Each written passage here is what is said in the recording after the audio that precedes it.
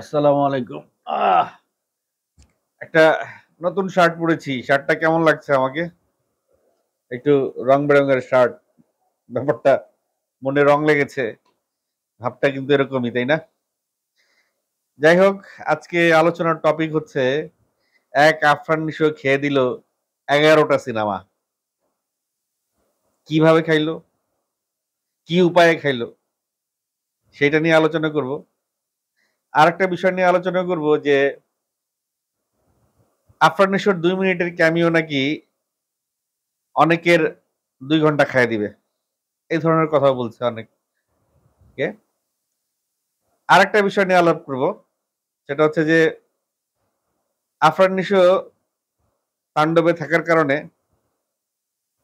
অনেকেই তাণ্ডব বয়কট করেছেন এবং সেই বয়কটের লিস্টে যারা বয়কট করেননি তারাও ঢুকে গেছেন। চলেন আলাপে ঢুকে যাই। যারা এখন আমার চ্যানেলটা সাবস্ক্রাইব করেন নাই, যাক আর কিছু বলবো না। বলতে টায়ার্ড হয়ে গেছি। তারপরেও বলি চ্যানেলটা সাবস্ক্রাইব করে দিয়েন। এনিওয়ে আহ আফরান নিশো একাই ১১ টা সিনেমা খাইয়া দিছে। এই ঈদে ১২ টা সিনেমা আসার কথা। এখনো পর্যন্ত ঘোষণা দিছে ৯ টা সিনেমা। আরো ৩ টা সিনেমা এই পোস্টার ছাড়ে, এই একটু কথা বলে, সাইড দিয়ে সুইড দিয়ে স্ট্যাটাস দেয়। এরকম আরো ৩ টা সিনেমা আছে। ঈদের ঈদের দিন আমরা জানতে পারবো যে টোটাল কয়টা সিনেমা আসছে। মানে যে বাজার পরিস্থিতি তৈরি হইছে, তারা আসলে সিনেমা হল পাবে কিনা বা সিনেপ্লেক্সে শো পাবে কিনা, এটা নিয়ে তো একটা ব্যাপক ক্রাইসিস চলছে। বরবাদ এক টিজারে যে কাহিনী করে দিছে বরবাদ, বরবাদের সঙ্গে ৩ টা সিনেমা ছিল।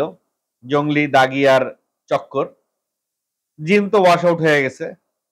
জংলি, দাগি, চক্কর দাগি যাও শো পাইছিল, জংলি আর চক্কর শোই পায় নাই প্রথম দিকে। পরের দিকে যা জংলি শো পাইছে, দাগি তো চক্কর তো পাই নাই। সেই সিচুয়েশনে জংলিতে তো সিয়াম ছিল, দাগিতে আফরান নিশো ছিল। শো এর একটা টানাপোড়েনের মধ্যেও একটা কিছু শো তারা পেয়েছে। সিঙ্গেল স্ক্রিন পায় নাই। কিন্তু এইবার সিয়ামও নাই, আফরান নিশো নাই। নাই বললে ভুল হবে। এবার সিয়াম আর আফরান নিশো তাণ্ডবে আছে। তো চিন্তা করে দেখেন, গতবারের নিশো, সিয়াম আর শাকিব খান যে কটা শো আর যে কটা সিনেমা হল পাইছে, এইবার আফরান নিশো, সিয়াম আর শাকিব খান সেই কটা শো দখল করে নিছে। তার মানে কি আর কোনো শো বাকি নাই। থাকলেও একটা কি দুইটা আছে, চক্কর যেরকম পাইতো ২টা শো। তো সেই ২টা শো যদি আপনারা ইনসাফকে একটা দেন আর নীলচক্রের একটা দেন, তাহলে বাদ বাকি ৮টা ১০টা সিনেমার তো বলবো যে না থাক, এই ঈদে আর না আসি। সিচুয়েশনটা অনেকটা এরকমই হইতে চলেছে। এখনো পর্যন্ত কেউ একেবারে হলফ করে বলছে না যে আমরা আসবই। তো আফরান নিশো আর বিশেষ করে অনেকগুলো ক্যামিও তো থাকছে তাণ্ডবে। কিন্তু আফরান নিশোর ক্যামিও নিয়ে যে পরিমাণ আলোচনা হইতেছে রে ভাই, এই পরিমাণ আলোচনা অন্য কোনো হিরোর ক্যামিও নিয়ে হচ্ছে না। যদিও সিয়াম আহমেদ এই প্রথম শাকিব খানের সঙ্গে কোন সিনেমায় স্ক্রিন শেয়ার করতে চলেছে, সেটা আফরান নিশোর বেলাও প্রথম, সেটা শরীফুল রাজের বেলাও প্রথম। তো তার মানে শুধুমাত্র সিয়াম আহমেদ যে শাকিব খানের আহ, তাণ্ডবে স্ক্রিন শেয়ার করছে শাকিব খানের সঙ্গে, এটা বলে আসলে আলাদা কোনো মাইলেজ তৈরি করার দরকার নেই। ঘটনা যেটা সত্য, ঘটনা যেটা বাস্তব, ঘটনা যেটা একেবারেই আহ, সূর্যের মতো পরিষ্কার, দিনের আলোর মতো পরিষ্কার, সেটা হচ্ছে যে আফরান নিশোর অন্তর্ভুক্তিটা তাণ্ডবে, এটা এমন একটা তাণ্ডব ক্রিয়েট করে ফেলছে, এমন একটা তাণ্ডব ক্রিয়েট করে ফেলছে যে অন্যান্য সিনেমা নিয়ে কোনো আলোচনাই নাই। আলোচনা, সমালোচনা, প্রচার প্রচারণা যাই আছে শুধুমাত্র আফরান এই তাণ্ডব নিয়েই আছে।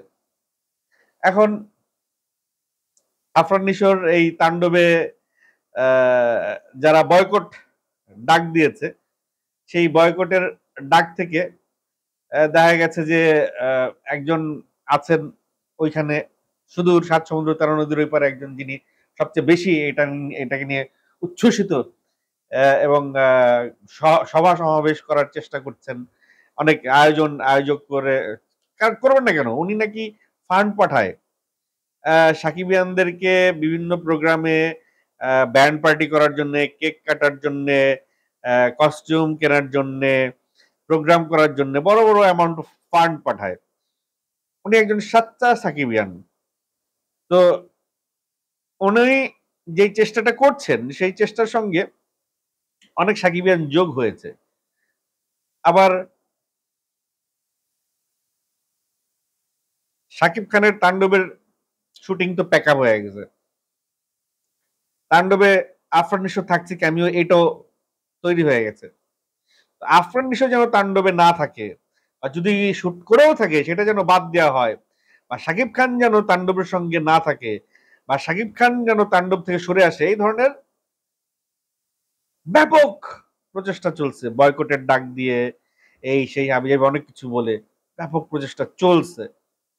এবং আপনারা দেখে থাকবেন যে তাণ্ডবের যখন টাইটেল ট্র্যাকটা দেয়া হইলো চরকিতে, তার 2 ঘন্টা পরে শাকিব খানের পেজে দেয়া হয়েছে।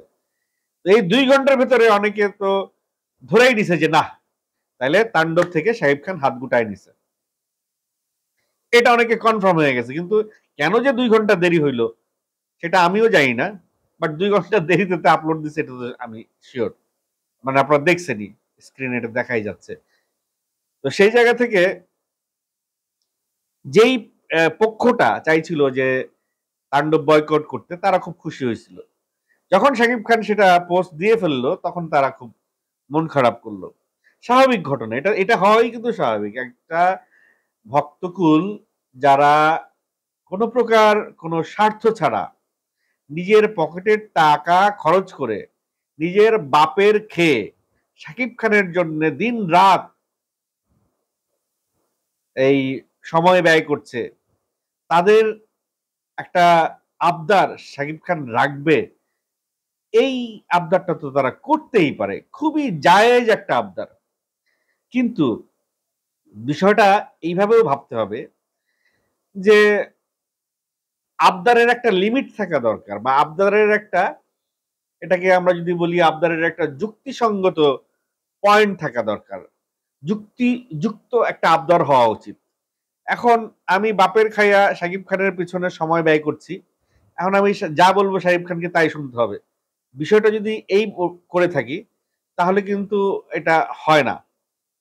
ব্যাপারটা এরকম হয় না। শাকিব খান চাইছেন এমন একটা সিনেমা হোক, যেই সিনেমা ওয়ার্ল্ডে একটা কাঁপুনি দিয়ে দেখ, ওয়ার্ল্ড একটা কম্পন সৃষ্টি করুক।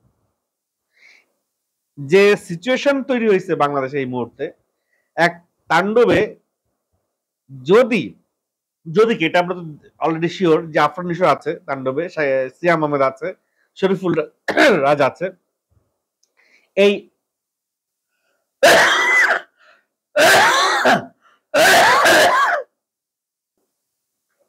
তো এই বিষয়টা এরকম হয়ে গেছে যে যখন দেখবেন তাণ্ডবের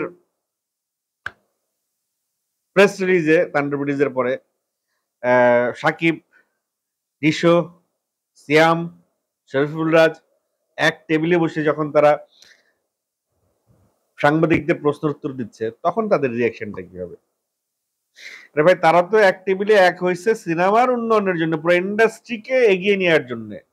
তো তাদের সেই একত্রিত হওয়াকে কেন আমরা বা আপনারা বাধাগ্রস্ত করছি? কেন এটাকে মেনে নিতে পারছি না? স্বার্থটা কোথায় তাদের, যারা মেনে নিতে পারছে না? তাদের স্বার্থটা কি, কোন জায়গায়? তারা একটা ইন্ডাস্ট্রি ভালো কাজ হচ্ছে সেটা তারা মেনে নিতে পারছে না, এই স্বার্থটা কি? কি তারা কি কারণে এই কাজটা করছে? আমি যতটুকু বুঝি তারা একটা ভুল ধারণার ভিতরে আছে। তাদের সেই ভুল ধারণাটা ভেঙে যাবে যখন তাদের কে শাকিব খান কোনো বিবৃতি দিবে যে না এই হয়েছে। শাকিব খান তো কোনো বিবৃতি দিবে না। শাকিব খান এদিকেও মাথা নাড়াবে না, শাকিব খান এদিকেও মাথা নাড়াবে না। শাকিব খানের পক্ষ থেকে কোনো বিবৃতি আপনারা আশা করেন না। তবে শাকিব খান যে ডিসিশনটা নিয়েছেন, এই ডিসিশনটা যাদের মাধ্যমেই নেওয়া হয়েছে বা যে উপায়ে নেওয়া হয়েছে, এটা খুবই খুবই খুবই সময় উপযোগী একটা ডিসিশন। এর আগেও শাকিব খানের সিনেমায় নীরব ইমনকে দেখা গেছে, অন্যান্য হিরোদের যে দেখা যায় নাই তা না। তবে শাকিব খানের সিনেমায় আফরান নিশো আসাতে কেন এত হইচই? ওই যে ইস্যু একটাই, যে ওই যে কি একটা ঘটনা ঘটছে, সেই ঘটনার রেশ ধরে এই পর্যন্ত চলে আসছে। এমন এটাকে আবার অনেকে আবার অন্যদিকে মানে তর্কের খাতিরে বিতর্ক তৈরি হচ্ছে। তো সবকিছুরই সুষ্ঠু একটা সমাধান হোক। আপনারা সবাই যার যার ভক্তরা আছে সব ভক্তরা একসাথে গিয়ে ঈদটা করেন, ঈদটা মানে সিনেমাটা দেখেন, সিনেমাটা ঈদের আনন্দের মতোই সবাই যখন একসঙ্গে আনন্দটা করবেন, অনেক বড় একটা আনন্দ হবে, আর বড় একটা তাণ্ডব হবে, অনেক বড় একটা গ্যাঞ্জার হবে। তাণ্ডবের জন্য অনেক অনেক শুভকামনা। এবং যারা মন খারাপ করে আছেন তাদেরকে বলবো, ভাইয়েরা আপনারা, আপনাদের যেন সুবুদ্ধির উদয় হয়, শুভবুদ্ধির উদয় হয়। এবং আপনাদেরকে একটা কথাই বলবো, যে আপনারা যাকে ভালোবাসেন, আপনাদের ভালোবাসার শাকিব খান, তার উপরে আপনারা সম্পূর্ণ আস্থাটুকু রাখেন, তার উপরে ভরসা হারায়েন না। তিনি যেটা করবেন ভালোর জন্যই করবেন।